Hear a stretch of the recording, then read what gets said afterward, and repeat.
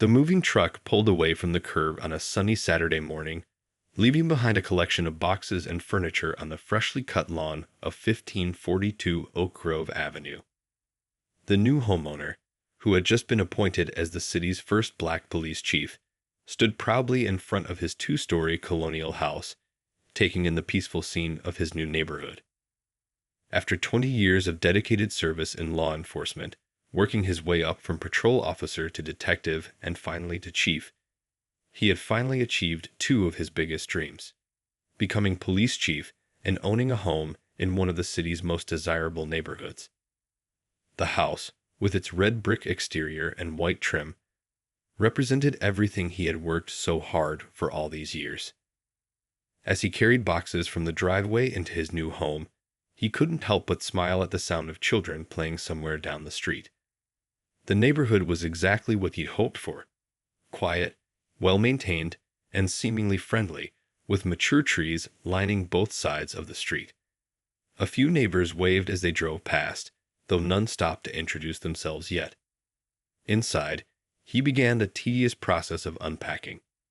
He started with the kitchen, carefully unwrapping dishes and arranging them in the oak cabinets. His mother's old cast iron skillet, passed down through generations, found its place on the stove, ready for Sunday morning breakfasts. Family photos came next, each one telling a story of his journey: graduation from the police academy, his promotion to detective, family barbecues, and most recently, his swearing-in ceremony as chief. As the afternoon sun streamed through the large bay windows, he took a break to sit on his new front porch, sipping fresh lemonade and watching the neighborhood life unfold. He noticed details that only a seasoned police officer would pick up: which houses had security cameras, which neighbors seemed to be friends, the regular pattern of dog walkers passing by. He had specifically chosen this house not just for its beautiful architecture, but for its location. Being just 10 minutes from the police headquarters meant he could be there quickly if any emergency arose. Plus, the neighborhood's low crime rate and strong community feel made it an ideal place to finally put down roots. The late afternoon turned to evening as he continued unpacking, setting up his home office with his various law enforcement awards and certificates. He hadn't bothered changing out of his casual moving clothes, a plain t-shirt and jeans, focusing instead on making his new house feel like home. Tomorrow would be soon enough to meet the neighbors properly and settle into the community he'd chosen to be part of. Little did he know that his simple act of moving in would soon trigger a chain of events that would not only challenge his patience, but also create an unexpected opportunity for positive change in the community. For now, though, he was simply happy to be home, looking forward to his first night's sleep in his new bedroom, surrounded by half-unpacked boxes and the promise of a fresh start. From behind her floral curtains, the woman at number 1545 Oak Grove Avenue peered out her living room window for the third time that morning. She'd lived in the neighborhood for 15 years and took pride in knowing everything about everyone on the street.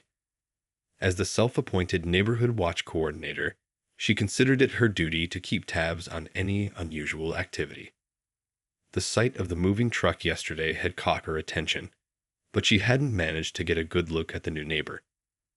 Now, watching him return from what appeared to be a morning jog, she grabbed her little notepad, the one she used to document suspicious activities, and started writing. 6:45 a.m. Man returns from somewhere wearing athletic clothes. Suspicious timing. She didn't bother to note that many people in the neighborhood went jogging at dawn, including her own son when he visited. Instead, she continued her surveillance throughout the day, adding more entries to her growing list of concerns. 10:30 a.m. Subject brings in several boxes from garage. Contents unknown. 2:15 p.m. Speaking on phone while pacing in backyard. 4:45 p.m. Changed clothes and left in dark-colored SUV.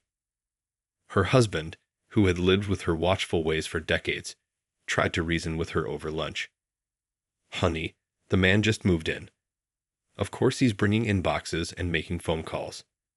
Why don't we bake something and go welcome him to the neighborhood?" But she brushed off his suggestion, convinced something wasn't right. In all my years here, I've never seen anyone so suspicious, she insisted, though when pressed, she couldn't explain exactly what was suspicious about someone simply living their life. That afternoon, while watering her prized rose bushes, she watched as several cars slowed down near the new neighbor's house. What she failed to notice was that they were merely admiring the fresh landscaping and recent exterior paint job, the same things that had caught her eye when the house was on the market. As evening approached, she noticed more suspicious activity. The new neighbor received several visitors, all wearing casual business attire. What she didn't realize was that these were simply colleagues stopping by to help with unpacking and settling in. From her perspective, though, this many visitors in one day seemed highly unusual. She began sharing her concerns in the neighborhood Facebook group, carefully wording her posts to sound like she was looking out for everyone's safety. Has anyone else noticed unusual activity at 1542? Just wanting to make sure we're all staying alert. Her post received little engagement, with most neighbors either ignoring it or responding with positive comments about the fresh energy a new neighbor would bring to their street. Still, she remained convinced something wasn't right. She printed out the neighborhood association guidelines, highlighting sections about visiting hours and parking regulations, planning to document any possible violations. Her husband just shook his head, remembering how she'd done similar things when the retired teacher moved in last year and the young doctor the year before that. As darkness fell, she noticed the lights in the new neighbor's home office staying on late into the evening. Probably up to no good, she muttered to herself, adding another entry to her notebook. What she didn't know was that her new neighbor was actually reviewing important community policing initiatives, working late to ensure he'd start his new position prepared to serve the entire community, including those who might judge him before knowing him. The irony of the situation would soon become clear to everyone, but for now, she remained perched behind her curtains, self-appointed guardian of a peace that had never actually been disturbed, completely unaware that her own actions were about to create the biggest disturbance the neighborhood had seen in years. The evening had grown dark and cool when the new police chief's SUV turned onto Oak Grove Avenue. He'd stayed late at the community center, meeting with local youth group leaders to discuss upcoming programs. Still dressed in his casual clothes, jeans and a polo shirt, he was looking forward to finally getting home and having a quiet dinner. As he pulled into his driveway, the motion sensor lights clicked on, illuminating the recently planted flowers along his walkway. He gathered his laptop bag and a folder of community outreach proposals from the passenger seat, then closed the car door with a soft thud that echoed in the quiet neighborhood. Just as he reached for his house keys, a sharp voice cut through the evening silence. "Excuse me, what exactly do you think you're doing?" He turned to find his neighbor from across the street marching across his lawn, foam clutched tightly in her hand. Her face was set in a tight frown, and she moved with the determined stride of someone who believed they had absolute authority over the situation. "Good evening," he replied calmly, years of law enforcement experience evident in his measured response. "I'm just getting home from work. Can I help you with something?"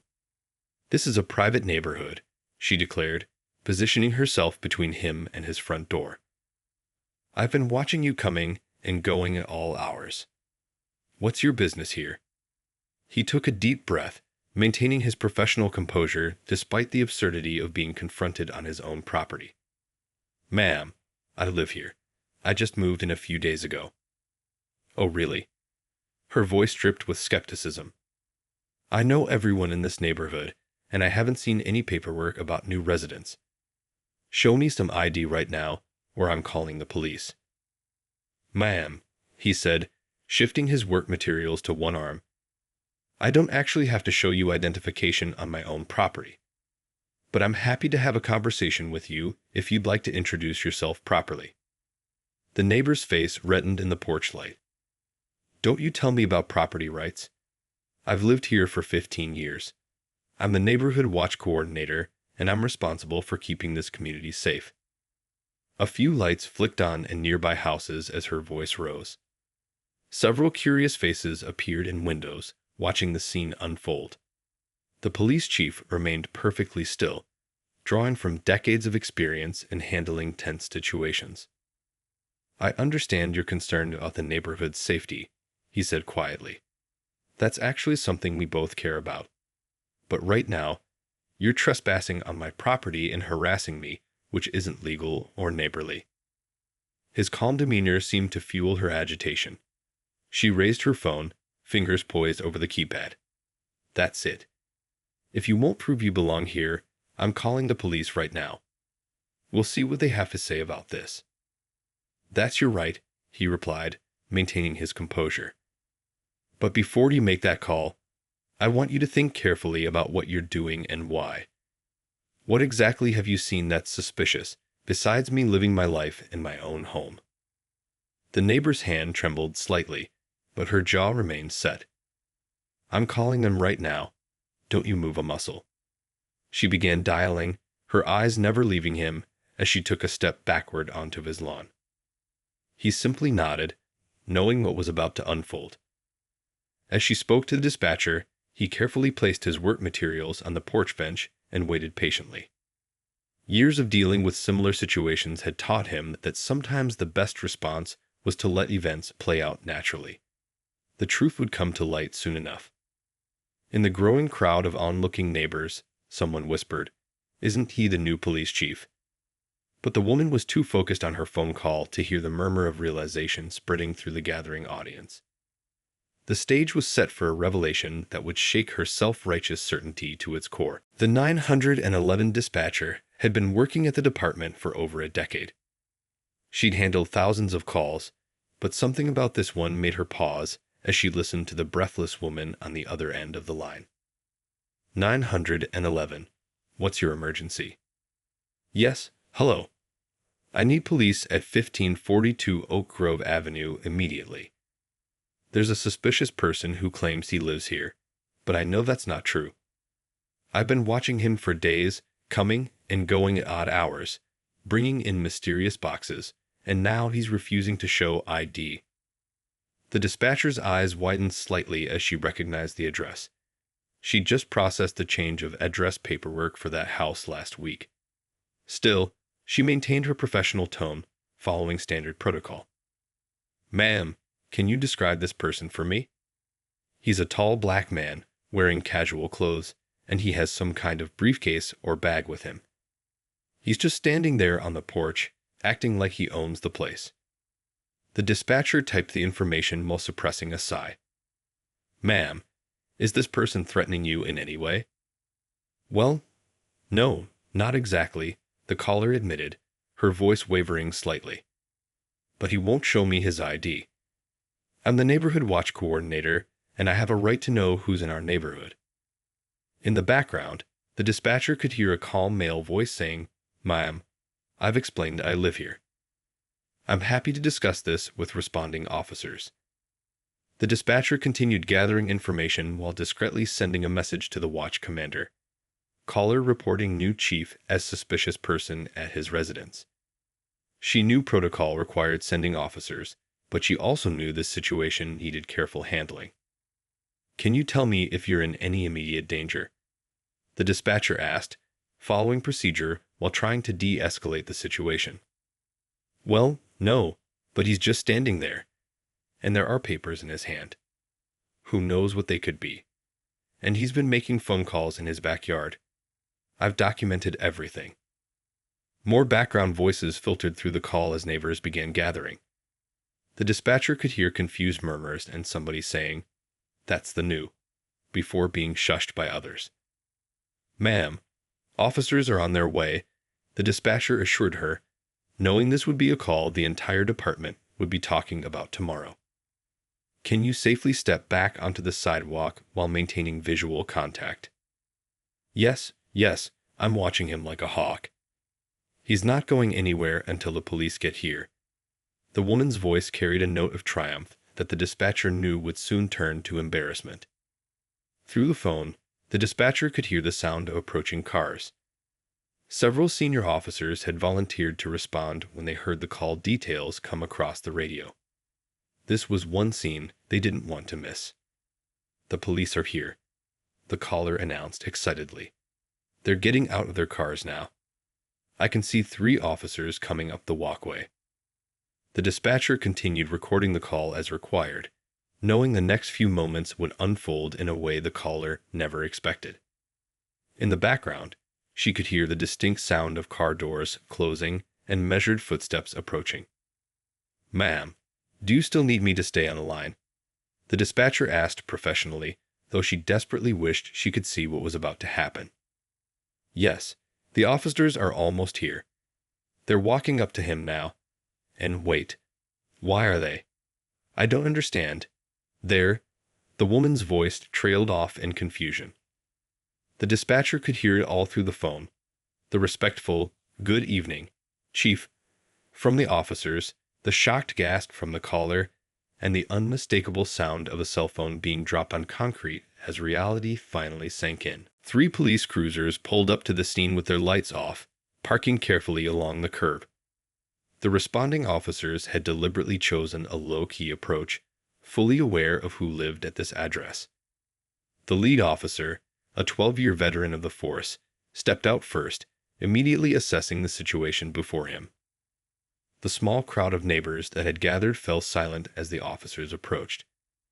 The scene was illuminated by porch lights and the gentle glow of street lamps. The police chief standing calmly on his own front porch, his work materials placed neatly beside him, and the neighborhood watch coordinator, phone still in hand, standing on his lawn.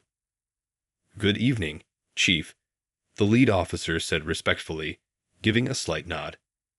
"Dispatch informed us you might need some assistance with a neighbor dispute."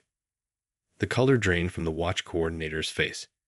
Her phone slipped from her fingers, clattering onto the walkway. "Chief," she squeaked, her voice barely audible. The other officers maintained their professional demeanor, though one rookie couldn't completely hide his smile. They'd all been briefed about their new chief moving into the neighborhood, and some had even helped him unpack over the weekend. "Evening, officers," the chief replied warmly. "I was just trying to enter my home after a community meeting when our neighbor here expressed some concerns about my presence in the neighborhood."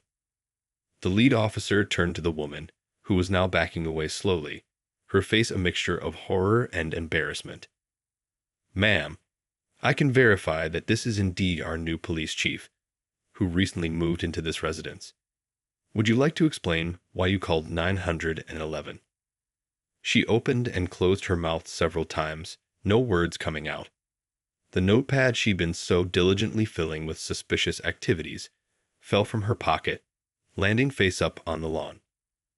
One of the officers bent to retrieve it, glancing at the detailed list of ordinary activities she documented. I didn't know," she finally managed to stammer. "I was just trying to protect the neighborhood. He was coming and going at strange hours, and having meetings in his backyard, and—" "Mom," the lead officer interrupted gently, "what you're describing is someone living their normal life in their own home. Did you consider introducing yourself instead of surveillance?" The growing crowd of neighbors had begun to whisper among themselves. Some shook their heads in disappointment, while others looked embarrassed that this was happening in their community. A couple who lived next door stepped forward, holding a welcome basket they'd been meaning to deliver. The chief raised his hand, silencing the murmurs. "I appreciate everyone's concern," he said, his voice carrying naturally across the lawn. "But I think we can turn this into a positive moment for our community. Officers, thank you for responding so promptly. I believe we can handle things from here." The woman's husband had finally emerged from their house, having watched everything unfold. He hurried across the street, mortification clear on his face. "I am so sorry," he began, but the chief waved off the apology. "What matters now is what we learn from this," the chief said, addressing not just the couple, but all the gathered neighbors. "Tomorrow's a new day, and I'm still looking forward to being part of this community." The officers exchanged knowing looks. This was exactly why they respected their new chief. Even in a situation where he had every right to be angry, He was choosing to build bridges instead of walls. As the officers prepared to leave, the woman finally found her voice again. "I made a terrible mistake," she admitted, tears welling in her eyes. "I'd assumed. I judged, without even trying to get to know you." The chief nodded, acknowledging her words. "Then let's start over," he suggested, stepping down from his porch. After all, that's what community is about, getting to know each other as people, not assumptions. Word spread through the neighborhood like wildfire. By morning, every house on Oak Grove Avenue knew what had happened. The story jumped from phone to phone, text to text, each retelling adding new details but keeping the core truth. The self-appointed neighborhood watch coordinator had called the police on their new neighbor, the city's police chief himself. The morning sun hadn't even fully risen when the first news van parked quietly at the end of the street. A young reporter stood checking her reflection in her car window, preparing to do a live morning broadcast. Local neighborhood watch calls police on new police chief. The headline practically wrote itself. Inside her house, the watch coordinator sat at her kitchen table, untouched coffee growing cold before her. Her husband gently placed a hand on her shoulder as they watched another news van pull up through their front window. "Maybe we should go apologize again," he suggested quietly. "I can't face anyone," she whispered, her face still burning with shame. "Did you see how many people were watching? Did you hear what I said to him? I acted horrible. Absolutely horrible." Their doorbell rang, making her jump. Outside stood their next-door neighbor of 12 years, holding her usual morning coffee cake. "I thought you might need a friend this morning," she said simply when the door opened. In the police station's break room, officers were trying hard not to laugh as they discussed the previous night's events. The rookie who'd responded to the call was recounting the story for the third time to the morning shift. And then the chief just stood there, cool as anything, while she realized who he was. He said, gesturing with his coffee cup, "I've never seen someone's face change color so fast." "But here's the best part," added another officer. Instead of filing a complaint, the chiefs turned it into a teaching moment. "He's called an emergency community meeting for tonight at the local center."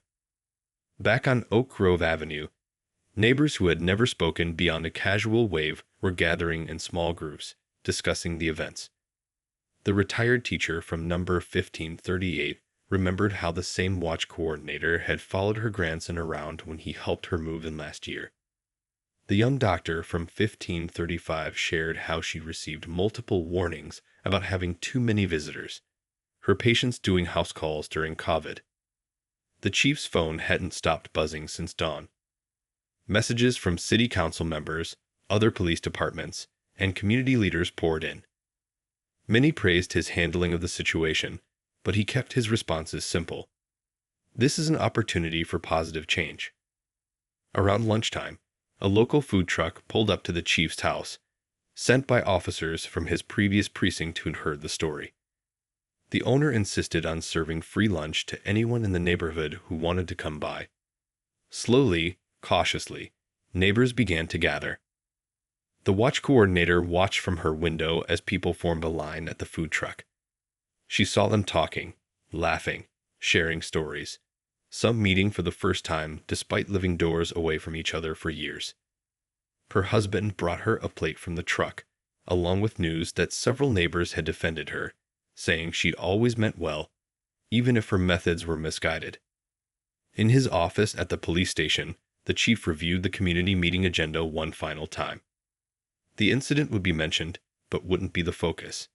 Instead, they would discuss real community safety, the kind that comes from knowing your neighbors, understanding each other, and building trust.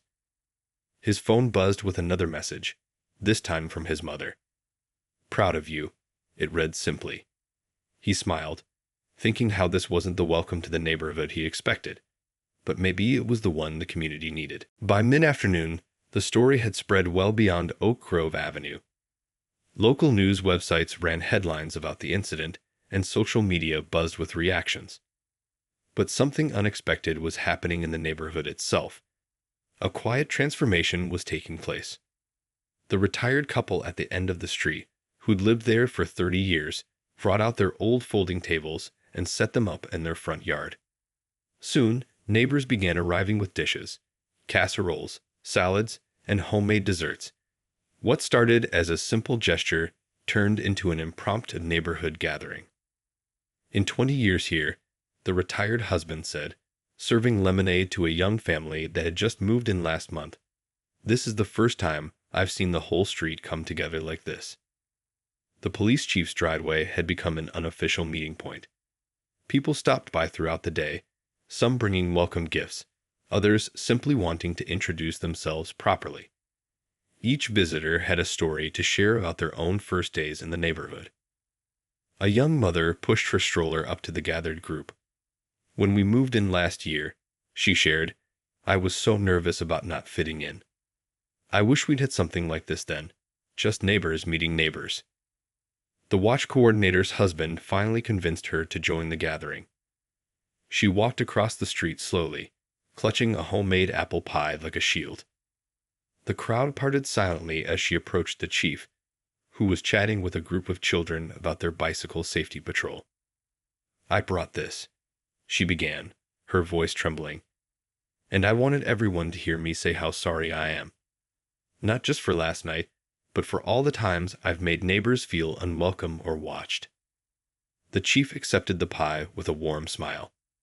"You know," he said, loud enough for everyone to hear, "sometimes it takes a moment of discomfort to bring about real change.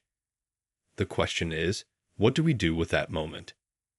Local TV crews had been kept at the end of the street, but they captured the scene from a distance. Neighbors of different ages, backgrounds, and races sharing food and conversation. One reporter commented that it looked more like a long-planned community celebration than the aftermath of last night's incident. Inside the chief's house, his phone kept ringing with calls from other police departments around the country. "How did you handle it so calmly?" they wanted to know. "What's your advice for building community trust?" A group of teenagers who'd been watching everything unfold approached the chief with an idea. They wanted to start a real neighborhood watch program, one that would focus on bringing people together instead of keeping them apart. Their enthusiasm was infectious as they described their plans for community events, safety workshops, and a neighborhood newsletter. The watch coordinator, who'd been quietly listening to their ideas, suddenly spoke up. "I could help," she offered hesitantly. "I mean, if you want. I know what not to do, at least." Her self-deprecating comment broke the tension, drawing gentle laughter from the group. As the afternoon sun began to set, someone brought out speakers and started playing music. Children chased each other across lawns that had previously been off-limits. Adults who'd lived next door to each other for years finally learned each other's names and stories. The chief stood on his porch, taking in the scene before him. This wasn't the way he'd planned to build community relationships in his new position, but sometimes the best moments couldn't be planned. He watched as the watch coordinator, now more relaxed, showed a group of neighbors her prized rose garden, explaining how she'd love to help others start their own. "You know," said the elderly man from across the street, joining him on the porch, "in all my years here, I never thought one of our biggest mistakes would turn into one of our finest moments." The community center buzzed with anticipation as people filed into the main meeting room. Every chair was taken, and people lined the walls, some even sitting cross-legged on the floor. The police chief stood at the front, watching as the last few residents squeezed in through the doors. "I didn't expect such a turnout," the center director whispered, bringing in another stack of chairs. "We haven't seen this many people since the holiday festival last year."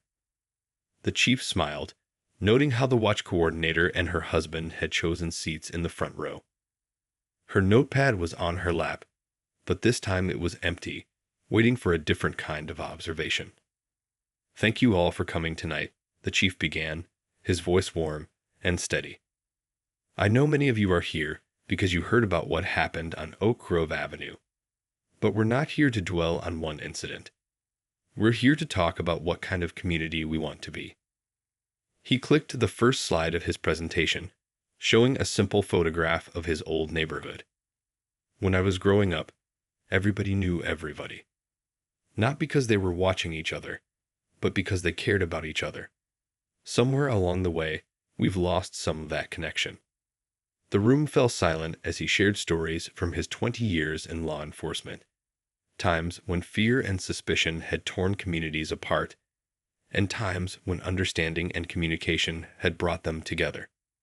Real safety, he continued, doesn't come from seeing everyone as a potential threat.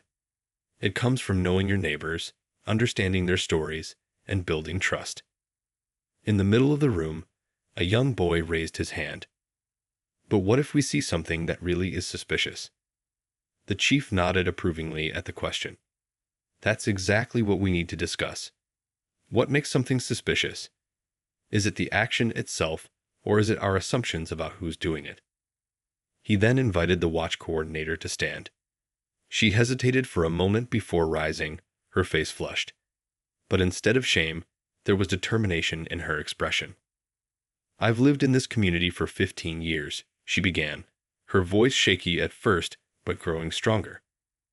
I thought I was protecting it by watching for anything unusual.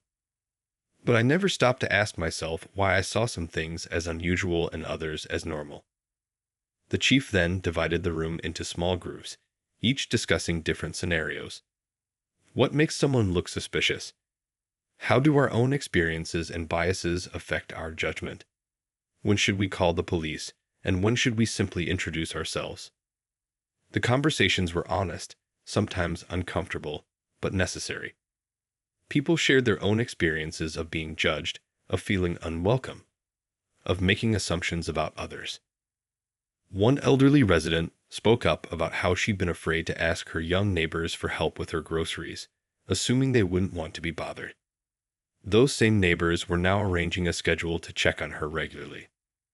As the meeting progressed, notepads filled not with suspicious activities, but with ideas for community building, block parties, welcome committees, youth mentorship programs, and a real community watch program based on connection rather than suspicion. The watch coordinator raised her hand again, this time with tears in her eyes. I've spent years keeping notes on my neighbors, she admitted. But tonight, for the first time, I'm really seeing them, really hearing them. And I realized that what I thought was protecting our community was actually hurting it. The chief closed the meeting with a simple challenge. Before you go to bed tonight, learn one new thing about a neighbor you've never talked to. Tomorrow, learn another. Real community safety starts with real community.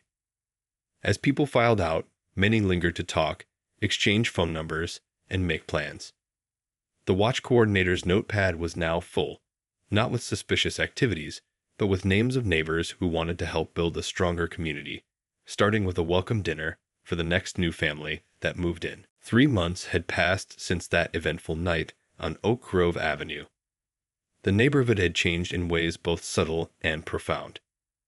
The morning sun revealed new flowers blooming in previously bare gardens, the result of a community gardening project started by the former watch coordinator and her newfound friends. Where once she had stood behind curtains watching neighbors suspiciously, she now sat on her front porch greeting passersby. Her infamous notepad had been replaced by a community calendar, filled with upcoming events and reminders to check on elderly neighbors. The police chief's house had become a natural gathering spot for the neighborhood. Every Sunday afternoon, chairs appeared on his lawn as neighbors stopped by for what they now called community coffee hours. Children played freely across yards that had once been strictly off-limits, their laughter a testament to the walls that had come down. Remember when we used to call the police about kids riding their bikes on the sidewalk? One longtime resident chuckled to another as they watched a group of children teaching the chief's visiting niece how to skateboard. Now look at us. We're planning a neighborhood skateboarding competition. The story of that night had spread far beyond their small community. Other neighborhoods had reached out, asking for advice on building stronger connections. The watch coordinator, once embarrassed by her actions, now spoke openly about her transformation at community meetings across the city. I thought I was protecting my neighborhood, she would tell them. But I was actually building walls instead of bridges. Real safety isn't about keeping people out, it's about letting them in. The changes weren't just social. Crime rates in the area had dropped, not because of increased surveillance, but because neighbors now looked out for each other in meaningful ways. When the young couple at number 1536 had their baby, a meal train organized itself within hours. When the elderly man at 1539 needed his roof repaired, neighbors showed up with tools and skills to help. The police chief's innovative approach had caught the attention of law enforcement agencies nationwide. He'd been invited to speak at conferences about community policing, always beginning with the story of his own first night in the neighborhood. But he made sure to share the credit. The real hero of this story, he would say, is someone who had the courage to admit she was wrong and then work to make things right. That's harder than any police work I've ever done. One sunny Saturday, exactly 3 months after the incident, the neighborhood hosted its first official block party. The watch coordinator stood at the grill, expertly flipping burgers while chatting with neighbors she now knew by name. Her husband distributed name tags, though they were hardly needed anymore. The chief arrived carrying his mother's famous potato salad, the recipe now a neighborhood favorite. As he set it down on the buffet table, he paused to take in the scene. Children of all backgrounds played together while their parents chatted nearby. The retired teacher was showing teenagers how to plant fall bulbs. The young doctor who'd once received complaints about too many visitors was now organizing a neighborhood health fair. Quite a change from your first night here, the watch coordinator said, joining him with a plate of burgers. I'll never stop being sorry about that, you know. Sometimes, he replied, smiling at a group of kids racing past. Our biggest mistakes lead to our greatest opportunities. Look around. Would any of this have happened if everything had gone smoothly that night? As the sun began to set, someone brought out speakers, and music filled the air. The young couples taught the older residents some new dance moves, while the kids taught everyone their latest TikTok choreography. Laughter echoed down the street as neighbors who had once been strangers now moved to the music together. The watch coordinator's old security cameras had been replaced with festive string lights, twinkling like stars above the gathering. Her husband squeezed her hand as they watched the transformed community celebrate together. You know, the chief said, addressing the gathered neighbors, some people might see this as the end of a story. But I think we all know, it's just the beginning.